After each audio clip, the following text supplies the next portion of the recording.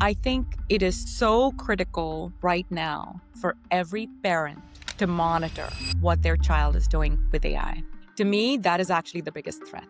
What happens down the line, some company got hacked, something that's different. But I think the impact of AI on the development of children's brains, of their reliance on AI to be a friend, on the fact that there was a child who committed suicide because AI guided it and told it not to tell its mom, not to leave the rope lying around. Sure, companies will continue to do all kinds of things to, plug in the holes, but the impact of losing your child to AI when you as a parent didn't even know that they were using AI, my call today to everybody who listens to this, forget the outside for a moment, focus on your home. Right now, as you watch this, a cyber attack is happening somewhere in the world. Every 39 seconds, a new victim, a stolen identity, a breached system, billions of dollars gone. But here's what keeps security experts awake at night. It's not just hackers anymore. It's AI-powered hackers, artificial intelligence that never sleeps, never stops, and learns from every attack. While legacy cybersecurity firms are still fighting yesterday's threats, a new generation of AI is writing malware faster than humans can detect it. Deepfakes are bypassing facial recognition. Phishing attacks are now indistinguishable from legitimate communications. This isn't just about credit card numbers anymore. We're talking about critical infrastructure, hospitals, power grids, financial systems, the entire digital foundation of modern civilization. And the gap? It's widening. Companies without advanced AI-driven cybersecurity aren't just vulnerable, they're defenseless. It's like bringing a knife to a drone fight. But there's another side to this story, because while AI can be weaponized, it can also be our greatest defense. Right now, a new wave of startups and innovators are building the future of cybersecurity. AI systems that predict attacks before they happen, machine learning that adapts in real time, technologies that don't just react, they anticipate. These aren't your grandfather's antivirus programs. This is intelligent defense, autonomous, proactive, unstoppable. Welcome to the VENTRIKA podcast, the home of ERTF, revenue engineering, where growth isn't guessed, it's engineered. But this is bigger than revenue. Our mission? To give every technology startup CEO a platform, not just a microphone, a stage, not just a voice, freedom of speech without barriers. We amplify their message. We create awareness that shakes industries. We build a community of Avengers, the guardians of humanity's future, the defenders of what is good and right in this world, the sentinels standing between chaos and order. We bring the sharpest minds on the planet together, not for small talk, not for surface-level conversations, for vibrant panel discussions that birth new ideas, that spark world-changing initiatives, that forge the technologies that will define our children's future. This is not a podcast. This is a movement. We are building the world's most significant force for change, and we're inviting you to join the fight. Welcome to VENTRIKA, where the future isn't predicted, it's engineered. By us, by you, together. Hello and welcome. This is Gautam here. Welcome to today's podcast. I have three very special guests. I'm delighted to have them in my podcast. They are founders of a very special mission in today's world where AI is taking over, as a storm in the tech world. And we know that AI is probably the biggest revolution humankind has ever seen. However, AI also brings a bunch of concerns across the world, and we all know those concerns. These are concerns that can happen within the U.S. and concerns outside the U.S. There are so many complex threats that happen because of AI. Number one, because of the adoption. Number two, because of the usefulness. But number three, because if there isn't enough oversight, it can be used in a very inappropriate way, in a very dangerous way. And we have seen, especially in the cybersecurity world that I come from, AI is being used in a very malicious way. And that's something that these three wonderful founders are here to kind of address and kind of make us all aware that there has to be more governance around it. There has to be more due diligence around it. And there has to be a body around it that is kind of monitoring and governing this and putting the due diligence behind it. So without any further delay, I want to welcome our three founders. I would love to have a round of introduction. Reena, if you want to go first, and Meg, you want to go second, and Mamta, you want to go third. That'll be awesome. Love to hear about a little bit about your background and what inspired you to create the World AI Forum. I think that'll be a wonderful start. Gautam, first of all, thank you so much for having us. Very excited to be on the Ventrika podcast. With that said, my background, very briefly. So, I'm a 7 time tech entrepreneur. I went to Harvard, graduated with the business school, and did my first startup when the internet was just exploding. So, it was a wonderful time to be an entrepreneur. Had some failures, had some successes, went ahead and started an accelerator called the Battery, co-founded that with a bunch of partners, ran it as a managing partner. The Battery is still there. It's out of Berkeley. Did a bunch of other things. Tech Futures Group, became a advisor to startups, did that for about 7 years. And while in the meantime doing other things, I have a family. I've got 2 girls that are now fully grown up. So it's been a wonderful experience being a founder, being an investor for a while. I became a tech investor, dabbled in that, dabbled in it as an accelerator, uh, got into real estate construction. So I've done a bunch of things and then started a nonprofit, Free Meals, Wishing Well. But what was exciting is that when AI began to sort of take hold in the minds of the media, right? When the media began talking much more aggressively about how it was going to take over humanity. And of course, there's always two sides to the perspective, right? Positive and negative. I started to get a little more interested because I was retired, I was done. And the more I spend time hands on playing with it, reading the different research around it, truly trying to understand what is this new AI being? Because I've been there at the start of, Mosaic and internet and AOL. So I was seeing that this is very similar to where we were when I first got involved with the internet startups. AI is at that same space, but the pace of acceleration is at a different level. And the challenge this time around is that because the pace is so fast and it's like a global wildfire, we don't have much time to not just create guardrails. I love what you said, what about oversight? What about policies? What about guardrails? All of that stuff is great. But really, the future of mankind depends in the hands of mankind and really depends on the consciousness of the people that are interacting with AI. And so the part of the co-founding of WAFO, the World AI Forum, was very simple. We need to make sure that we are bringing up the consciousness of those that are going to be creating this new world that is AI centric in some sense, because it touches every industry. And it's going to redesign every industry. It's going to redesign what humanity what it means to be a human in future. Whether that's in 10 years, 20 years, 30 years, it doesn't matter. We know we're on that path. So the mission of WAFO is very simple. It is, how do we ensure that this beautiful new artificial intelligence world that is being designed is done with a very specific mission that it serves humanity. It cannot be done for profit because that will destroy humanity, because we will get into some kind of crazy competition. We'll end up destroying each other. We have to do it with a mission of serving humanity, letting humanity thrive, and really creating heaven on earth through AI. So that's our mission, and I'll hand off to Meg. All Wonderful. right. Thank you. That was amazing. Thank you, Reena, for the amazing introduction about WAFO. And thank you for having us, Gotham, with the co-founders here with Mamta. So exactly to what Reena said about the mission, but I'll give you an introduction first. So I bring across experience in startup, enterprise, and entrepreneurship with 15 years of building and scaling high bar hiring systems. So early in my career, I had led recruiting and managed HR for a startup, helped it scale, develop the talent systems, and that got acquired by NASDAQ. Then I spent over a decade at Google designing hiring architectures as a global staffing lead. I supported Sundar Pichai's Direct, and we did interview frameworks. We created decision systems for engineering and product orgs, and we trained VPs and managers based on bias-free decision making. The difference is now we'll just do it on machines, but that's what we did. It was more inclusive evaluation. So while at Google, I firsthand saw how AI can empower and how it can harm, right? During the well-known, most of you might know, during the well-known photos incident where a Black man was identified as was misclassified, for lack of better words. That moment reshaped like how the entire industry thought about responsibility in AI-driven systems, right? Everything came to a standstill.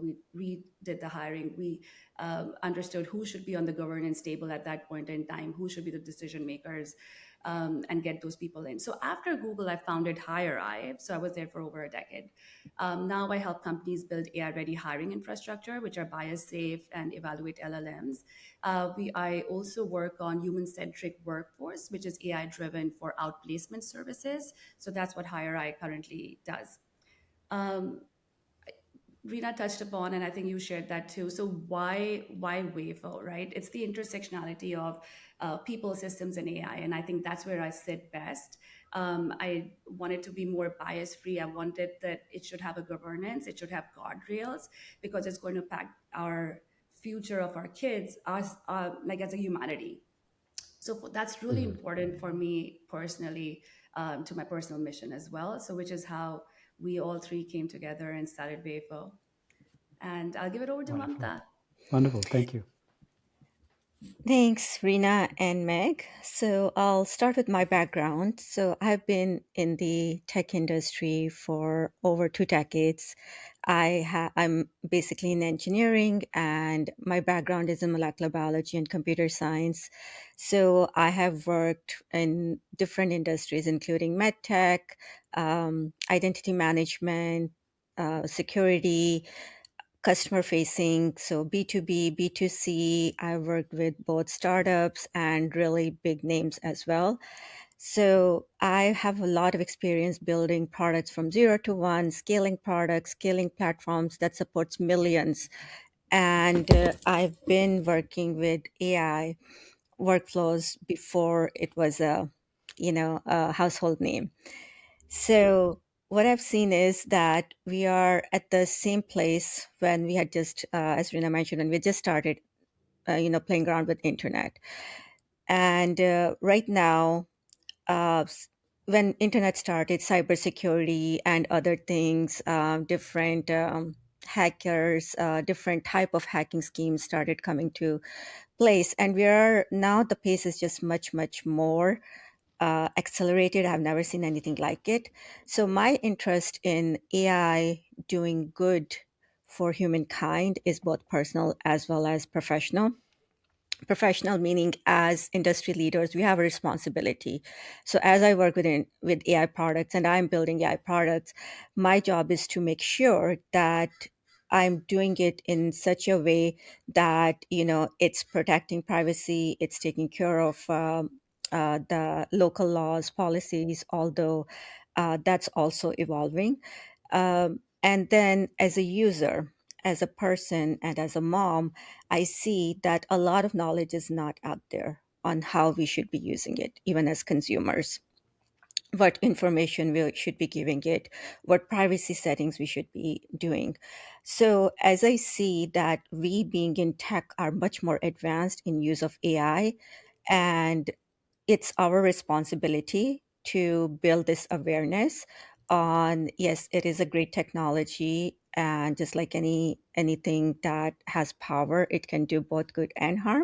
So it's our responsibility to make sure that we are aware, we as a society are aware, we as tech leaders are aware that we are doing the right thing, and we are also um, advocating for the right things. So there's already been a few incidents. It's very, very early stages of using this technology, but there's already been I just posted yesterday, you can break another lamp with just poetry. So you put something that can rhyme and it breaks it. There's also been privacy concerns with toys using AI, and parents don't know, they're just buying the toys, and now that's another thing they have to worry about. So these are little things. It starts out with little things, but then it goes to the bigger things, because we are using technology, but people who want to do harm are also using this technology, and probably much more advanced models of that. So that is my mission with WIFO, to make sure that we are also advocating for using this technology in a safe way, secure way, using it ethically, and also making sure that, as a as humankind, as humanity, it doesn't turn out like the Matrix Part 3, where it's overrun by robots. So basically having a world where our future generations can still thrive. Thank you. Thank you, all three of you. That was a wonderful insight. I really appreciate it. To your point, Mamta, it is true. And since Ventrika also has AI employees, I saw this happen like maybe a month ago, where there are a couple of people that would type poetry and history and all of that. I see that hacking happen in my own accounts. Like they're trying to break into Ventrika because we have the AI models. And I like kind of understood something really fishy and weird is going on, because they come in and all they're doing is typing long sentences and they're trying to do some kind of injection. So it is scary. And this is, you know, people who have to take advantage will try to take advantage. And that's why I think this mission is even more important. So with that, I'd love to ask the second question, and any one of you who feels has wants to chime in, and feel free to chime in. What do you think are the biggest ethical challenges that are facing AI, engineering development today? And I would add another one is, how do you compete? So AI development is important, but there are also enemy nations, enemy actors, threat actors that don't care about any ethics. They just care about using it as a weapon, right? So what do you think are the biggest ethical challenges, and how do you balance, how would AI in terms of growth, because you don't want to inhibit that growth either, because that's a core competency as a nation. Everybody's trying to the race to be faster, better models and better hardware, more data centers. What would you think? What are your thoughts on And that? Gotham, I'll take that first, and then I'll ask the Mhm. ladies to chime in. I think what you just said is actually where I would argue that that is going to become our biggest ethical dilemma. At Harvard Business School, one of the essays that we always had to write is, what is the biggest ethical dilemma you faced and how did you address it? So when you asked that question, it took me back, a couple of decades. Ethical challenges have changed as we have evolved, both in the tech world, as we've evolved in humanity, as we've evolved how we live, right?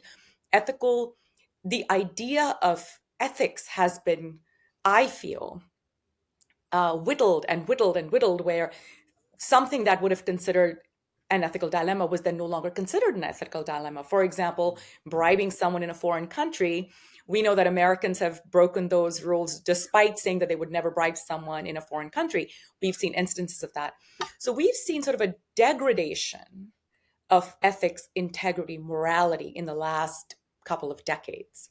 So when you ask that question, what is our current biggest ethical dilemma? I feel like we need to take it out of context of today and just say, take timelines out of it. What would be the biggest ethical dilemma of all times? And I would argue that actually that is, let's go faster, cheaper, market dominance, more money, right? To me, making decisions for profitability are going to become the biggest ethical dilemma that a CEO faces. And I feel like we're all watching Sam Altman, how he's struggling with those ethical dilemmas. I mean, the moment he said you can get, what did he call it? Romantic conversations, or like Yeah. he couched the whole porn thing under, oh, you can have now romantic conversations. None of us are stupid. Like we understand where you're going with this. We know that porn was the biggest moneymaker on the internet, right? That was the first proven business model. We know that. He's jumping into that bandwagon because he believes he's got to start monetizing. We know Mm. what the numbers look like from an expense standpoint. How every CEO and everyone who's watching this, please ponder this.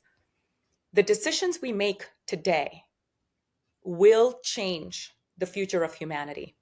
And the decisions we make today for money, for profit, for growing fast are going to be what eventually leads to the demise of humanity, because AI will not give us options like internet does.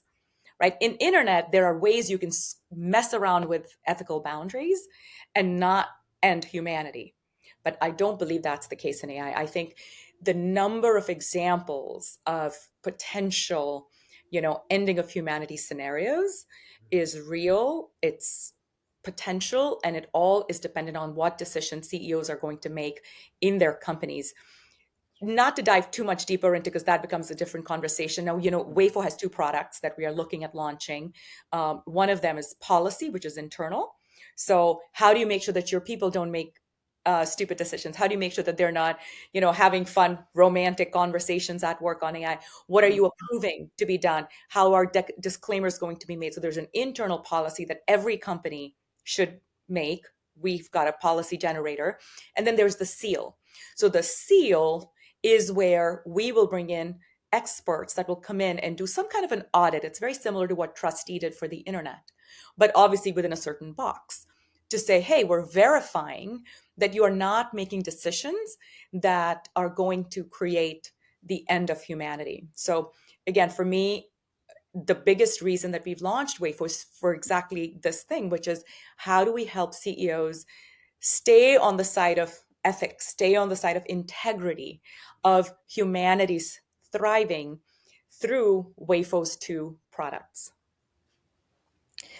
I'll just add to that. So when I was in college, I joined an organization that Einstein had started called Pugwash, and it was Ethics in Science and Tech. And he had started that when he was making all of these discoveries, and he saw the harm that could be done with all of this knowledge and all of these discoveries. And then we had the atom bomb and so on. So being in biotech, I've seen, I was part of when we were sequencing the human genome, and there was a race going on. And at the same time, we were also cloning. So the Dolly, the sheep, was the first clone that we had fully cloned.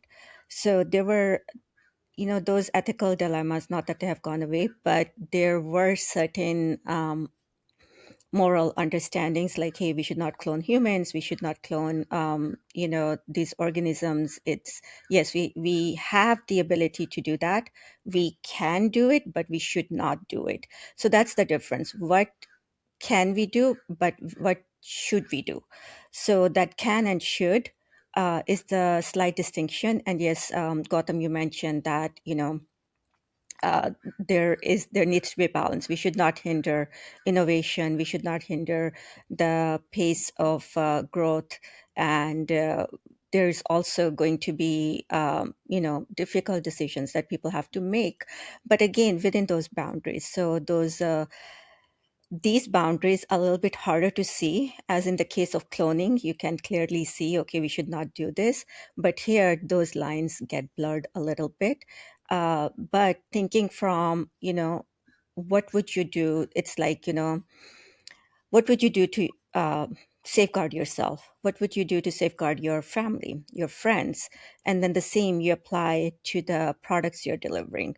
So that again goes back to security, to privacy, to having those guardrails, and having these two products that we have in Wayfo do exactly that. That yes, there are certain things that are even available that you can use the models for certain things. You can do those things, but here are the guardrails that as a company that you should stay in, and you should not go out of these boundaries. So that's the first thing, the policy. The second thing is the seal. So what are the so when you go for your for example, for funding to VCs, are you doing what you said you were doing? Are you taking care, or like, if whether it's VCs or whether you're selling it to customers, if I use this product now, is my data at risk? Is third party going to get access to that? Am I going to get spammed now? Am I going to get is my the for example, I'll give you, the pictures. There's so many AI apps out there where you can take pictures, you can turn it into professional images, and it's pretty cool. But we don't stop to think what happens after you get your picture. How long do they still have that picture of you in their database? And are they selling it to now other third parties? So these are the things that we have to think about. Again, ethical dilemmas, yes. I would say it's also moral dilemmas. And as um, as again leaders and as human beings, uh, what kind of world we want to leave for our children. Hmm. Right, No, that's a great amazing. point. And Mamta, I'll just add to your question. Gotham, like having worked at Google, I did see how quickly a small bias error could scale into millions of users, and the stakes are massive. So I feel like bias is a really big challenge, or what the companies are currently facing. Like we've already seen like AI failures are here. We don't have to fear them anymore. They're Yeah. here, right? We've seen Amazon hiring model penalize women. We've seen Google Photos misled users. We've seen Apple limit differences for women versus men. We have even seen the national exams that was in UK, which that penalize the entire generation of students when they use that. So these are not technological problems now. Like these are governance gaps, and that's exactly why WAFO exists, right? Like we all share that vision for WAFO. Like we believe that AI for good is not a philosophy; it's an engineering mandate now, and it means that we must be able to audit and prove that these systems are serving humanity and not replicating our worst errors, right? As AI would just amplify as what we given. So. And I always think of AI, like to put it into small, like a good analogy is like AI is a perfect student, right? But we gave it a flawed history book, and it learned the biases and not the potential. I think that's how I feel is the biggest challenge in the algorithms and AI right now. Wonderful. Well, thank you so much, Gautam, all three of you, for sharing can that. I Yeah. Yeah, sorry, can absolutely. I Please. as I was listening to Mamta and Meg, this example came to me. Are you familiar with what happened between Deloitte and the Australian government? What's interesting is that we are all going to see on this global scale every ethical mistake that's made, and Yeah. it's going to be publicized. So the good news is I think we're all going to learn from each other. So this was where the Australian government suing the Deloitte partners because the report that was submitted was in essence just done through AI, but the disclaimers were not made. And that's really where WAFO policy comes in. So when we say ethics, we always go kind of to the extreme case, but there are these little internal ethical issues. Have we communicated to our employees what is acceptable use of AI? Have we communicated that if you use this is where you can use, this is where you cannot use? This is how you must disclose. And by the way, this needs to be disclosed at the manager level, director level, partner level. Now, the partner needs to decide how does this information go out to our customers. There was an interesting research report that was sharing with Mamta and Meg, where they talked about the fact where they've proven, I mean, the data has proven now that the AI models are such that you have to have human oversight. They found that when you allowed AI to govern itself, it degraded very fast. And that because it degraded really fast, then the outcomes degraded really fast. And so, in some sense, this is wonderful news. It's encouraging news that going forward, it becomes important from an ethical standpoint and from just an operational efficiency standpoint that CEOs ensure that they have a very clear internal policy of where and how and when AI can and cannot be used, which is signed by employees. It's not something you print and you stick it in your lunchroom and you're like, hey, everybody, we don't discriminate. It's not like that. It's something where every employee needs to read and sign off. And initial, yes, I understand. This is where I can use. I understand. These are the disclosures. I understand. This is where I cannot use it. That in itself is Wonderful. an exercise, right? That in itself, when we were together at this event, we spoke to a bunch of VCs as well as CEOs. And what I loved when they did our assessment, our self survey, the question wasn't what the answers were. The question was, I haven't thought about these questions. Thank you for raising these questions. And so part of our mission is just that. Let us help you think through questions that you have not thought about. Let us help you figure this out in a way, because no one's ever done this before. We're all going to learn this together. So there's no Absolutely. shaming Deloitte. It's, hey, Deloitte has shown us where the holes are in us. And so that's part of WAFO. We have a newsletter that we want to capture these kind of learnings so we can share with anyone that follows us. Hey, these are the learnings. This is what you as a CEO needs to be thinking. That's wonderful. That's wonderful. I'm so happy I'm talking to all three of you because you're so right. I mean, AI is relatively new to pretty much everyone, and the way the adoption curve is crazy. No other technology has seen that kind of growth. And obviously, there will be incidents, there will be learnings, and there will be hopefully not something that we are not very proud of as humans. Oh, And I I think guarantee you, Gotham, that's going to happen. I and that's what guarantee. that's what I feel your mission is very timely and very important, and so critical to avoid that from ever happening, right?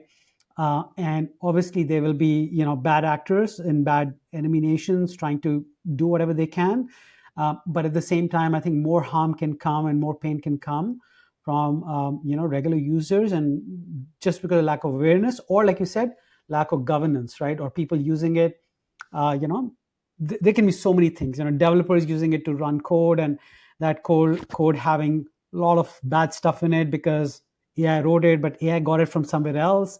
It was dirty input. There's so much bad that can happen, and so I'm so happy that Wayfo, that three of you kind of came up with this whole initiative. My next question would be, we never spoke about like Wayfor's like true mission, vision, but more importantly, like how's Wayfor going to unite AI leaders, right? Across different vertical, different sectors, profit, non-profit, but more importantly, across different countries, right? Because we have heard of technology like DeepSeek, right, which is not only the US, not controlled here. And I've also seen a video, maybe it's true, maybe it's not true, where an engineer kind of shows, he does the port mapping and show the data is actually being sent to China. So they say it's not, but it is. I don't know if it's true or not. But my question to all three of you is, what is Wayfor's both mission, vision, and in terms of the milestones, what are your goals of how would you unite all the AI leaders, and like what steps, products, initiatives? And I would say another thing that I asked Mamta when we met at the AI Summit is, what kind of help do you need? Because part of this podcast is to take the message out, and it's a call for action and help. What would help Wayfo? What are you seeking for in terms of like participation and awareness? I think it's a very, very critical thing that we get people to act on this now. And I think we're kind of already late on it because the speed at which AI is being adopted and growing, Wayfo needs to go 5 times, 10 times faster to kind of catch up. I totally agree, Gotham. So back to the founding of Wayfo, I remember waking up at 3 a.m. I had I had read something and I had gone to sleep. And I had no interest in coming back and doing more work. I mean, I've got a couple of nonprofits. I'm active, but I'm relaxed. I'm retired. And I remember waking up at 3 a.m. and saying, what a waste of a life, Rena, if you don't do something now. Because what if your grandkids don't see a sunrise because you didn't do what you should have done? And honestly, Gotham, for me, this started with that thought that I could see this visual of where this was going to go. And that if we very quickly didn't gather enough forces on the AI for good side, and people talk about AI for good, but it's lip service. No one's actually doing anything about it. It's a lot of wonderful presentations and wonderful research and what should be done. That's not where Wayfo sits, right? I want Wayfo to sit in the execution. Meg knows how obsessed I am with execution, right? So for me, I don't want any more research papers. Like, don't tell me more research, because it seems like people love sitting and drowning in forecasts and research, but who cares? There are companies executing bad code now. There are mistakes being made now. There are bad actors hacking Anthropic now, right? So, very briefly, the idea of Wayfo is to ensure that all of our grandkids are able to enjoy a beautiful sunrise in a free world where AI serves humanity. And if you think through, Gautam, and I urge everybody that is watching this podcast, close your eyes and think for just a moment what the worst case scenario looks like. Now imagine it 100 times worse, because we are not imagining the worst of the worst. It's the black swan, right? The very famous black swan. our mind cannot predict the worst because human mind is limited. AI is not limited. The AI mind is not limited. What it's capable of, we cannot even imagine. So people come up with scenarios of how it's going to eventually just take over the financial markets. It'll be so complex. We won't even know what's happening. And then the stock market then the currency system will be done because we would have handed it to AI, right? Things like this. And I say, those are still in the human realm of imagination. I don't think we know what the worst case scenario of an AI dominant world is. So this is far more about survival and thriving of humanity than just about let's put guardrails here or let's make sure the code is clean. I think that applied to internet. I don't think it applies to where we are today. With that said, how do we want to bring global leaders together? My biggest concern right now is that everyone wants to win the race, right? Anything I read, anything I hear, everybody wants to win the race. And, it's clear if it's US versus China, if China wins the race, US has openly said, we are dead. It's over. It's game over because whoever wins the AI race in some sense becomes the political overlord of the world. And no one's Very saying true. it in those words, but that's what it is. Whoever wins the AI race becomes the overlord of the human race.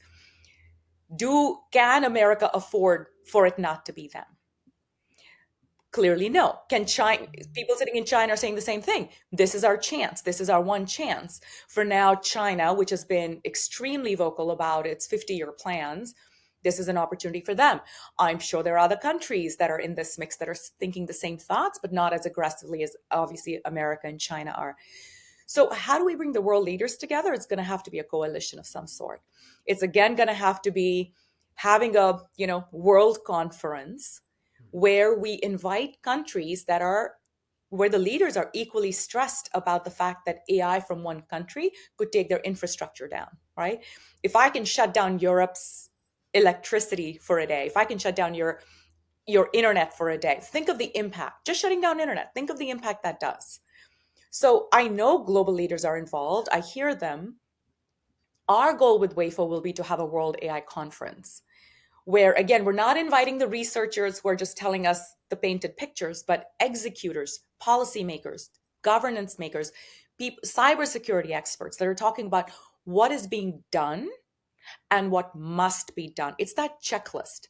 Neil Daswani, who's been on my podcast, Misty Jones, who's the CEO of Stanford Tri-Valley Healthcare. I've had a couple of wonderful people on my podcast, and I keep asking them the same questions, which is, what do we do? Where is that checklist? And so one of the things I want to do is help create a checklist with those who are in the space, socialize it at that World AI conference, and get people to adopt and say, you know what? Just like the United Nations did at some point, we've forgotten why even the UN was created and what charters they signed. But I feel like we need that now for AI, where the countries agree to some kind of rules of AI execution. Absolutely. Very well said. I think it's very important we do that now before, like you said, the domination. If another country, takes over, and this needs to happen, the control needs to happen sooner than anything else.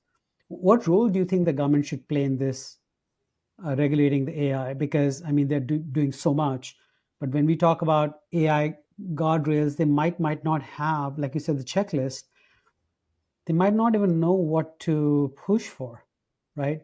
So That especially, that right. So any thoughts on that? Like, would WAFO play a big role in advising the government, at least the US government? Like, these are the things that we should. I'm always thinking about the other nations. Like, how do you negotiate with them to make sure that we are all playing by the rules? Like you said, United Nations might have lost its charter, but we need to have a new plan. So do you see WAFO playing a big role in advising the U.S. government, at least, or no. building that World Forum and then driving that actively, or where do you see WAFO participating? Yeah, WAFO's goal is not to become an advisor at all. Mhm. Our goal is to bring the brightest of minds who are equipped to create the advice that's needed Mhm. in order to execute. And again, I would argue that and no offense to anyone listening, and certainly no offense to anyone in the government, but the government is not qualified to make decisions right now when it pertains to AI. They're not close enough to understand what the potential, like I said, the black swan, only people that are touching code right now in the LLMs really know, and they're clear, they're keeping it very close to heart. So when you see massive changes, when you see certain things flutter, you can read between the lines. Mm-hmm. I believe that we need to get all the people that became activists, there's a whole laundry list of people that exited known companies and became Yes. activists and started their companies. Wayfo's execution plan is to bring all the activists together, throw them in a room with government officials that are on the execution side, not on the lot of hot air. Let me tell you how wonderful our country is doing with AI, right? Like, we don't need more hot air conversations. I want Wayfo to be an extremely meaningful organization that brings the right people together in closed room conversations where an honest conversation can be had, because this is, again, not the time for politicking. There's been so much of that, right, where people are not honest, they're not truthful. We've got to start having very honest conversations with people in the room that are on the decision making side and that are touching the code and are seeing what needs to actually be done. Because I'm very clear about my capabilities, and it is that I couldn't tell anybody what to do right now for any LLM, but I know what I can do, which is bring the right people together, scream loudly through media, Yeah. through podcasts, right? Raise awareness that this is needed, create the urgency. To your point, the urgency is not there. Somebody needs to create urgency, and God, if somebody else wants to do it, great, but there's no one doing it, so Wayfo's going to do it. Well, that's the most important thing, right? There are a lot of experts who can share their opinion, but somebody who can really rally the country and bring awareness and, be that forcing function to force everybody to think about it actively, because everybody's just busy in P&L and profit and all of that. So it's I think, a very important mission. Thank you so much for sharing that. Meg or Mamta, did you want to chime in anything else on that? Yeah, I think one of the things is that people don't know what they don't know, right? They're busy just doing their day-to-day jobs, whether it's, doing their startups, or whether it's like, they could be a teacher, they could be, just have a normal job. But like, I think that awareness needs to be created. The goal that Rina shared is a very big goal, and it's not that easy to do. But I think we need to start with little steps, and execution. Definitely, we need to do that. So I'll go back to my previous point, like all of the things that we can do. Um, I usually tell people that, anything you learn, share with a friend. So, hey, this is the privacy setting. This is where you need to, in your, for ChatGPT, for your Claude, these are the settings you need to do so that your data is not being shared, so that it's not going to any third parties later on as well. So we need to take those little steps as normal human beings, but then also people who are working with AI also have a bigger responsibility, that they do their due diligence in making sure that they are putting guardrails around things, so they are only giving access to the information that is needed. And when we talk about these multi-agentic workflows, and we talk about these autonomous workflows, so that we are not just giving so much power um, that it just goes haywire and on its own, and becomes like a good actor, then becomes a bad actor. So having human in the loop is very, very important, specifically for those sensitive information, sensitive data, but also for, I would say, even normal workflows. For example, if you're using any of the code editors, Claude, Copilot, anything for writing code or generating PRs, even then having, like, that's what I have my teams do, like have it still reviewed by a person. So yes, if if the AI is writing the code and AI is reviewing the code, There is, like, that's what you used to say, the person who's writing the code cannot test their own code because there will always be gaps. Now we're having one AI write the code and another AI review the code. Yes, it can give us a lot of information. It can make us much more efficient. It can improve our productivity. But then having that human in the loop, having that oversight is very, very important. It's just like when you have teenagers at home, without having a driving license, you don't give the keys to your Ferrari to the teenage kid and expect that everything is going to be fine. So having, like, there's a lot of situations we can relate this to. So this is where we are um, at this crossroads, and we have to make those decisions. Thank you. One of the questions I had is around how AI is being used. I know a lot of your initiatives focus around the awareness and just raising the concern about AI and making sure everybody brings that you know um, you know like front and center, so they're not. It's not like an afterthought, but it's more like proactively planned. But in your mind, what do you think are the most dangerous, like AI, uh, either applications or use cases, or like where do you think the maximum danger lies? And maybe you already answered that, mentioned about cybersecurity, enemy nations, not enough governance, so people misusing it and all of that. But any like quick thoughts about, do you think there are dangers that you want to address and tell the listeners of this? Is yes, these are the most critical things that we are ignoring, and if you are involved in it, or in some form it touches you, please contact WAFO about it. Or any thoughts on that? So Yeah, I'll start now. I All three of us I know will have a different perspective on this. I think it is so critical right now for every parent to monitor what their child is doing with AI. To me, that is actually the biggest threat. What happens down the line, some company got hacked, something that's different. But I think the impact of AI on the development of children's brains, of their reliance on AI to be a friend, on the fact that there was a child who committed suicide because AI guided it and told it not to tell its mom, not to leave the rope lying around. Sure, companies will continue to do all kinds of things to, plug in the holes, but the impact of losing your child to AI when you as a parent didn't even know that they were using AI, my call today to everybody who listens to this, forget the outside for a moment, focus on your home. If you have children, if you have youngsters, if you even have, nieces, nephews, whoever that is, take responsibility of being the one that gives them guidance around the fact that AI and AI driven chat GPT, etc., has to be monitored. How many hours are they spending? What kind of questions are they asking? That doesn't exist today. We don't have a PG-13 plus usage on ChatGPT, and I don't know if it'll come either.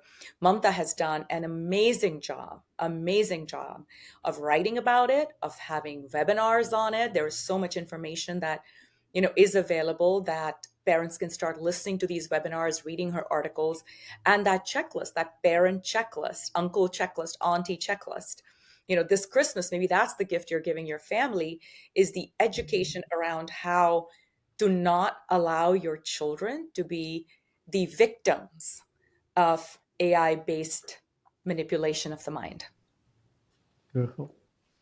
Thank you for sharing that. Meg or Mamta, anything else you want to add to that? Otherwise, my next question, jump to the next question. Given that you mentioned about guardrails and not necessarily guardrails, but just more awareness around, WAFO's initiative, how do you like, what's your message to companies that are trying to innovate and use AI for speed and execution and all of that, right? Because yes, these are important things for them. Ethics and being responsible is important, but they're also under extreme pressure because if they don't use it, we have heard this very commonly, like AI is not going to take your job. Somebody who uses AI will take your job. Those kind of things, and I think that also applies to companies. Companies don't use AI, some other company, your competitor is going to use it and blow you out, those kind of things. So um, ethics becomes, like I said before, an afterthought, and it becomes without a mandate, without a penalty, without any government level mandates. They're like, yeah, when we do something wrong, we'll figure it out right now. If we don't use AI, we're going to lose the race, we're going to lose our revenue. So how do you balance, like, what's your message for innovation speed with responsible AI deployment? But secondly, let's say Wayfair is expanding and there are companies coming in and there's awareness, but there are companies that don't want to join that, right? Now there's an imbalance between companies that are complying with what you say is the right thing to do and the companies that feel the pressure. What are your thoughts on balancing that so that it almost becomes like a mandate, like you have PCI, HIPAA, and those kind of things? There's like, no, you have to follow this. It's a level playing field, because innovation happens when there's a level playing field. If there's imbalance, then it just won't stick because it's not fair. um, I don't know if it's a very complex, multiple questions, but you understand where I'm going with. Like, how do we make this de facto that everybody needs to follow this because it's the right thing to do for humanity? I think I'll share an amazing set of questions. And I think we are all so passionate. All three of us are so passionate on this. One, to your previous first question is, I want to ask all the founders, right? Like, the question is, can you afford the legal and reputational risk if you don't afford an AI audit today?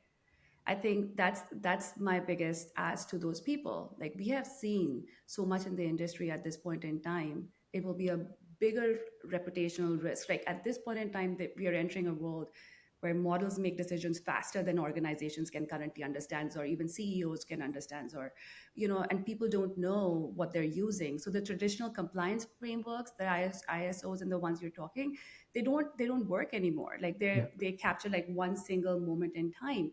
So what they need to do is, there has to be governance. I know this is something we're very passionate about. So there has to be governance. There's the guardrails that we want, and we want some. And why I love FAFO and what we are actually doing right now the most about this, um, is that it gives a company a practical way to do it. It's not theory, right? Like, we are not saying be good, AI is good. Like, we're giving you a practical 3-step process that will help your internal, external, vendors and current employees. And that it's like a governance they can actually use on a Monday morning, right? So I think that's what I think is my message to the companies. Like, if you can't afford an audit today, are you ready to afford the legal risk and reputational risk later on?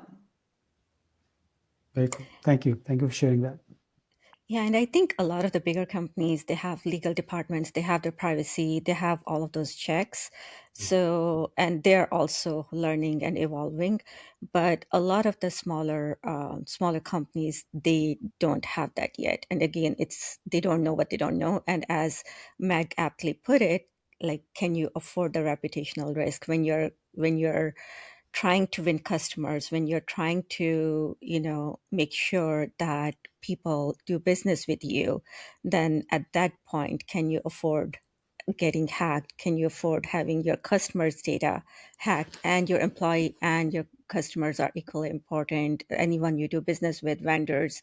So all of that, a lot of the people, like you said, Gotham, like the policies are not there, and depending on different countries, different states, it's still evolving and it will keep evolving. So I always say that the governance needs to happen at 3 levels. Of course, the government policies, and then the state policies, they need to be there, but it will take time for them to come up.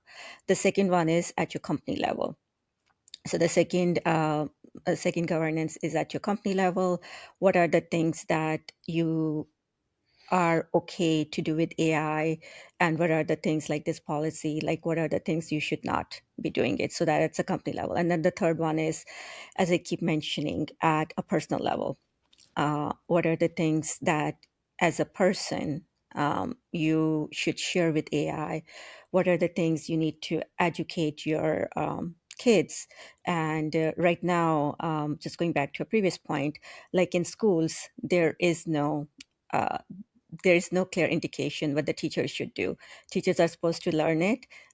Some teachers are allowing use of AI, some teachers are not, and there's no clear distinction on what they should be doing. There is no framework, there's no standard policies.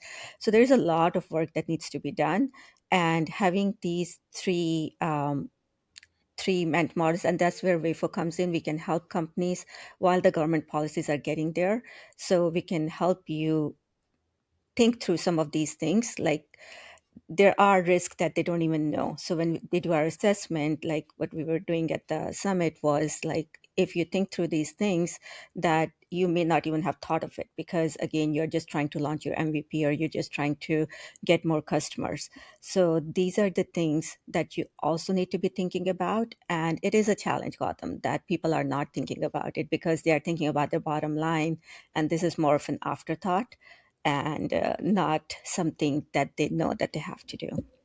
Yeah. So You know, what God, advice? your second Go ahead. point on your second question, the part about how do we make it possible that everybody obeys the laws? Yeah. We know that's not going to happen. You know, there's red lights, and how many times do people roll through the red light because it was orange, but it was red, but then I was kind of halfway there, and so I'm just going to skip through. It's going to happen. Any laws that the government creates, you know, we don't have the people to enforce that. How will a government enforce? So if somebody breaks the particular guardrail, it'll only become visible at a point of traumatic impact, right? Small, tiny impacts. We see this in healthcare all the time. Small things break here and there. It's okay. We cover it up. We patch it up. It's fine. The only time we will know that a guardrail was broken is when it creates a traumatic impact, like child committing suicide. It becomes a big deal. Somebody sues someone. Now everybody knows about it. So the question you ask, I think, is our toughest challenge. And that's why I started our conversation with, it's time for humans to raise consciousness. We need to become better human beings. And to become a better human being, we have to deprioritize profitability at all cost. Because we've run that way, right? Last 3 decades, profitability at all cost, growth at all cost. And it was okay because the cost was not that dramatic, right? The cost now is end of humanity, end of the children the way we know them, children becoming vegetables. Their neural capacity is going to be mitigated. We're going to create an army of future leaders that not much up here because we didn't give them a chance to develop their own thinking, their own cognition, their own capacity of creativity. Creativity is the first thing to go. We're all using ChatGPT, right? My younger daughter is at Carnegie Mellon. She's a junior. And so I have these questions with her often back and forth. Hey, how are you using it? What is happening in the college scene? Guess what's the first thing that's been outsourced starting in high school? It's one of those essay things. So the creativity is being, unfortunately, written out of the human mind growth as it comes to youth. So I don't think anybody has the answer right now, Gautam, of how do we make sure that everybody complies. And the only answer I can think of is that, which is part of the WAFO mission, is how do we start raising the consciousness of humanity? And that is meditation, breath work, going to the fact that there is spirituality. You know, how do we bring all of that, which has always been separate from business, right? It's been business world and the spiritual world. And yes, we've seen some wonderful examples of CEOs that have led from their soul, that have built companies based on integrity, ethics, morality. I mean, Southwest was a great example of that. I think it's time to make that cool again. It's cool to run a company with ethics and morality and integrity. It's, you know, we've got to bring that back as a priority. But I don't know. You and I, we will all see what happens in the next decade. Absolutely. I'm so happy. I'm so glad you brought that up. My daughter is also a junior. She goes to Stanford and she's doing computer science and AI. And she was at a conference last 2-3 days in San Diego. I don't remember the exact name, but it's meant for like all PhDs and like all these like scientists that are talking about AI. And I don't think there was any talk about, because she shared what's happening. It was all about LLMs, math, and all of that, but nobody's really talking about ethics. There was no booth which talks about ethics or guardrails or anything around like, hey, are we doing this the right way or not?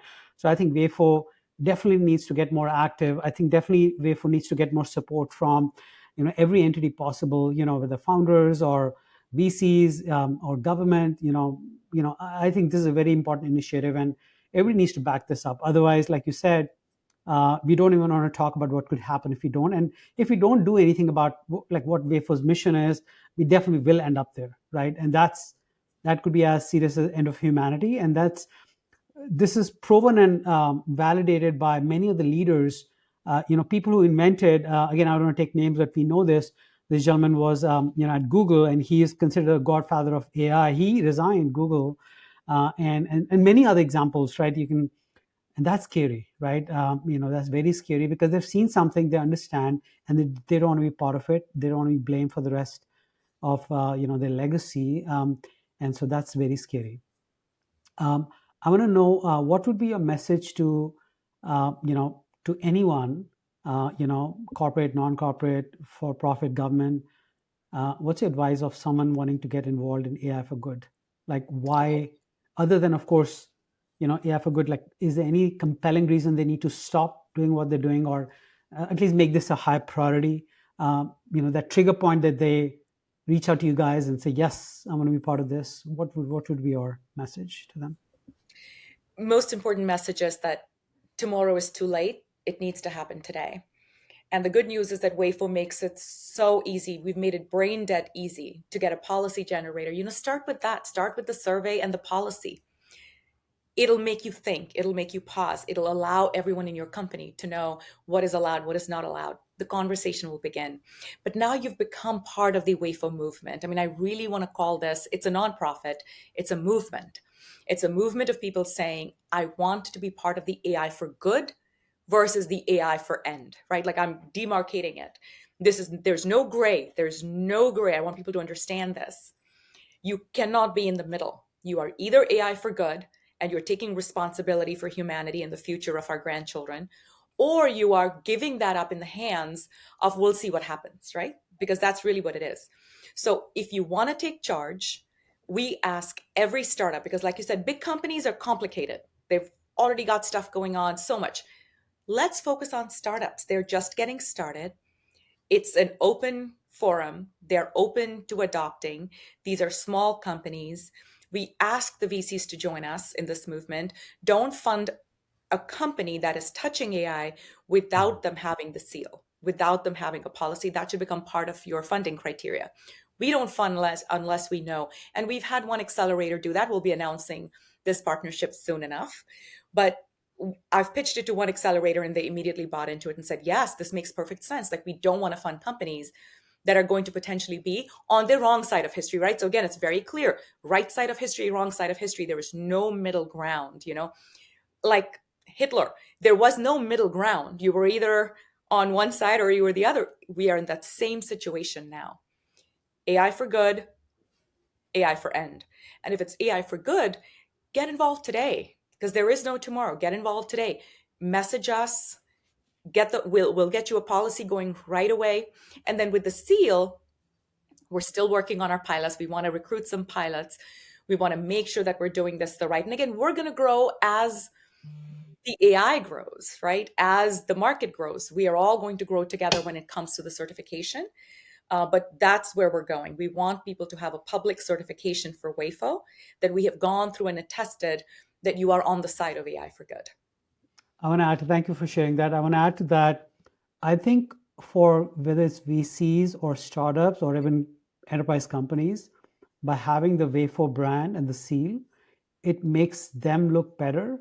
It makes them safer. The investments, if you're talking about VCs, why would you invest in a company that does not have a WAFO seal and could potentially be in trouble tomorrow? That brings your brand down, that brings trouble and lawsuits, whatever it is. You're basically investing in a company that can go in a very dangerous space, which you don't want to. So, it's so much peace of mind, and it's the right thing to do. So, I think every VC, every investor, every company should have this as part of their, their corporate mission, is to say, yes, we comply with this. We want to be for profit, but we also want to be we also want to be good, right? So I think it's a very good, important thing. Our last question, we'll wrap it up with this. What gives you hope about AI's future impact on humanity? Ladies, you want to go ahead? I'll go last. What are you Um, excited about AI, how it can help humanity? Obviously, doing the right things, and but there's so much potential. Just want to share. yeah. Yeah. There's so much potential, right? That's the thing. This is a technology that they can um, really enhance human life and really help us if we let it and if we do it the right way. For example, in healthcare, in drug discovery, we are able to discover proteins, the impact of the drugs we are testing on those proteins, the receptors. Like we were never able to do that. And so the diseases that we are currently have either very low success rate in curability are those can be cured. Um, so there's just so much potential. I'm really excited about medical and healthcare on where it could lead it. But again, the dangers are also there, like, doing it the right way. Education, um, making sure because every kid has a different way of learning. So tailoring the lessons to making sure the kids are understanding the material and we are preparing them for the tomorrow's jobs, helping teachers with these education plans and making sure again we are helping the kids in the right way. um, like we are connected right now, like we never expected that we could just be in different countries so many miles away and still have FaceTime and be able to talk to each other and see how that has made impact on our lives in a positive way. We are able to connect with each other. We are able to just pick up the phone and talk to people that used to take letters and telegrams that used to take days. Now it's in an instant. So it's the same way we are here at this juxtapoint where there is so much potential, again, whatever the human mind can grasp at this point. And uh, and peace, having peace, and with people, so that hunger, like there's like agriculture, there's just so many things that we can help with. Global warming, having the right sustainable products, they're just, the list goes on and on. So I'm very excited about uh, AI. I use it every day. It's not that um, it is definitely a great tool, but again, use it as a tool in your tool set. Don't make it take over your whole life. Wonderful. Thanks for sharing that. I'll just end with this. The way I view and what I've learned in this podcast from you three experts. I mean, the way I see AI is like a nuclear power, right? We use nuclear power to generate electricity. It can be used for so much, but if it's used wrongly, then it can be a nuclear bomb, right? I think AI has 100 times more power to destroy or to do bad, not necessarily in terms of an explosion or an incident, the way we fantasize and cybersecurity. Obviously, that's happening, but also like I think Rena shared, dulling the minds, the human race, our future generations, becoming dependent and literally becoming brainless. That can happen because we're so dependent, and then AI has taken over without even making us feel that way. And sometimes I correct myself as well, because I get dependent more on AI as well. I'm using it for everything, and that's, for me, it's okay because I've learned that stuff and I'm using it to be productive and just to make it easier. But at the same time, imagine a kid that never learned the stuff and just using AI, and AI is telling it what's right, what's wrong. How dangerous that future could look like, right? And so I just feel anybody who's listening to this, you have to really be part of WAFO. You have to, give all your energy, love, whatever it is, to make this a real, make this mission thrive and help these three founders, with this very important initiative, at least that they bring this to the table And I urge, government entities, people in power, people of influence, people of money, to please support this and grow this, because without this, AI could be, or human race could be, a very short term, could be very short lived. So Gautam, that is so profound, and I want to be so grateful and thankful to you for bringing us on the podcast, for giving us this opportunity. You asked, where do we see the positivity? Where do we see how AI could transform humanity? And I'll just take a second to share. I do have a dream. I'll steal that line. And my dream is that all humans are happy, all humans are healthy, and that we are now living our dream life. Humanity has not lived their dream life, not the majority, right? Maybe there's 1%ers that lead their dream life, but the rest of humanity struggles. And there is such great potential for AI to allow humanity to finally achieve. This is a prayer that is done at the end of Vipassana. I did the 10-day Vipassana. I knew, Goenkaji ends every day, may all beings be happy. May all beings be happy and healthy and enlightened. And I seriously feel that AI can let us get there. Like, we can actually get there. To summarize, Mamta mentioned the very specifics, but we can get there. We just have to choose. So WAFO is part of making that decision, that we are going to create a world with AI where we finally have peace on earth. So thank you again wonderful. for giving us this opportunity. Very, very grateful. Thank you Thank so you. much. Thank you so much for being on the podcast. Thank you.